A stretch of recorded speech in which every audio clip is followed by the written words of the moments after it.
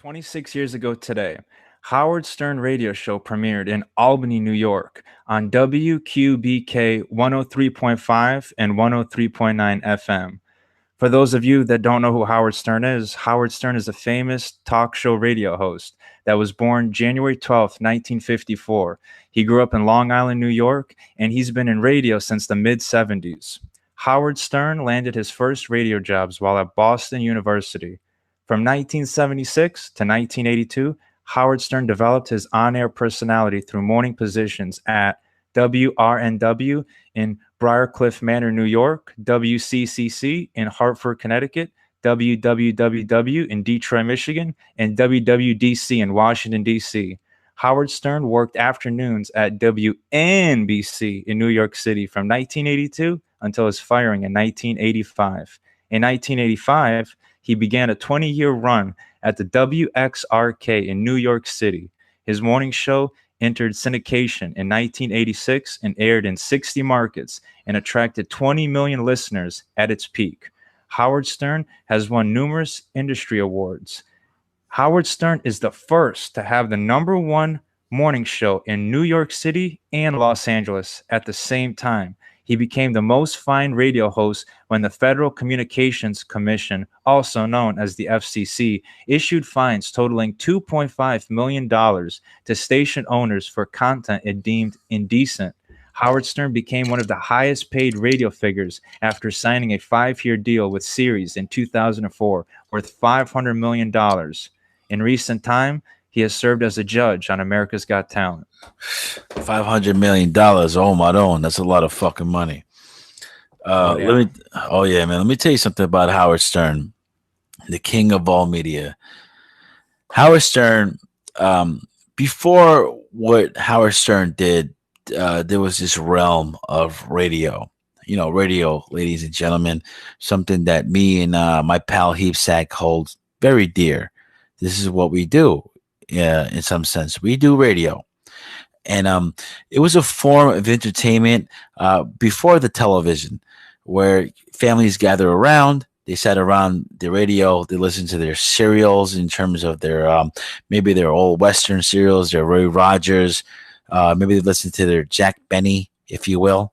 You know, that was like their entertainment segments. They had their commercials, and let's not forget about Amos and Andy. You know, the entertainment they had at the time, you know, a little Edgar R. Morrow for some news. But there was this phrase that a lot of broadcasters don't like, and it's the phrase shock jock.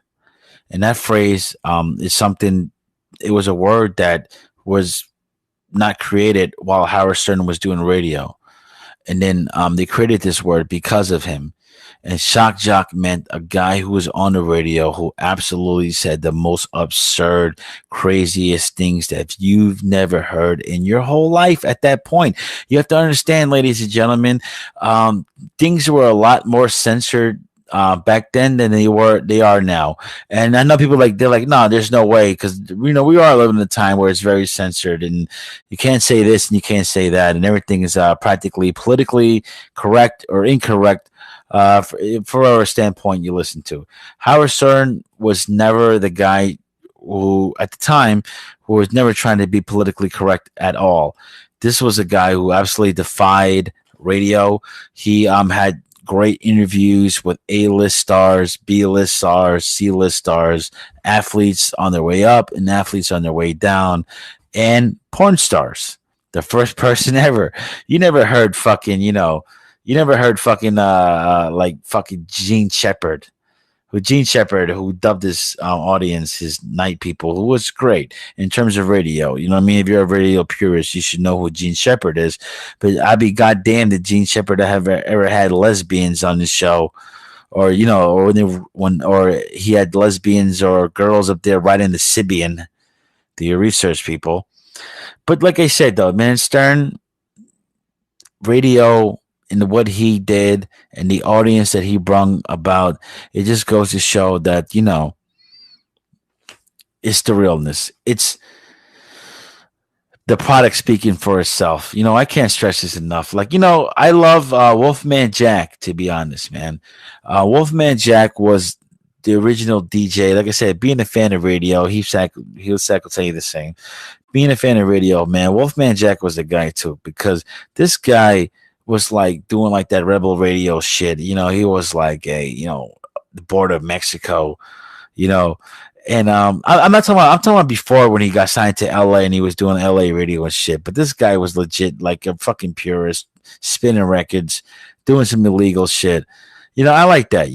Howard Stern was the guy, and I used to cut school. Me and my boys early in the morning, like let's ditch the first couple, 3, 4 periods, and we'll go back in there later and leave early. But we listen to Howard Stern in the morning. But Opie and Anthony was my shit. I loved Opie and Anthony because that was the afternoon drive, if you will. Howard in the morning, Opie and Anthony in the afternoons. And those guys were the best because they were raunchy at that point. And they attacked Stern. It was like, oh, Stern is kind of out of date, out of touch, whatever. And if that's the case or not, I don't know. But they definitely made a name for themselves, and now it's the All About New York radio. That shit that what the Lobo Show inspires to be. Hopefully, if I can bring you a piece of joy, entertainment, or laughs, like they did. When, like I said, though, it was amazing. It was a great time. And it's kind of a dying breed now in this day and age. But Opie and Anthony, when they came out, and he had like fucking Jim Norton. He was always there. He was always their third mic, and you had like. Man, like Patrice O'Neill, Colin Quinn, Nick DiPaolo, Bill Burr, Louis C.K., coming in there frequently, like, Jim Brewer. It was hard not to be a part of that whole O&A wave. But we do have to pay respects, like I said, to the godfather of the whole thing, which was Howard Stern, my friend, Long Island Zone, from Roosevelt. 15 minutes away from the Hempstead. Howard Stern. And he's got some great stories. I love the guy. He's a brilliant, brilliant person. And you have to admit that he has a great ensemble of characters. Robin Quivers, Fred Norris, Baba Booey, and, Artie Lang when he was there, and Jackie the Joke Man, and Benji, and a lot of those guys that contributed. But you know how it goes, though. It's radio. It's an art form that it's always been an art form. Even when Howard was doing it, or O&A was doing it, when Howard was doing it in the 90s, he was like changing the game. Even when O&A was doing it in the 2000 eras, they were changing the game, but it was still an old dying art form. It's like, all right, you guys are changing the game, but it's radio. It's radio. Like, how much can you change the game? And that's what the Lobo Show is trying to do right now. We're trying to change the game, but it's radio, my friend. We understand why you guys are not going to listen to a whole hour of us. But the people that do, we salute you. Let's move on, Sack.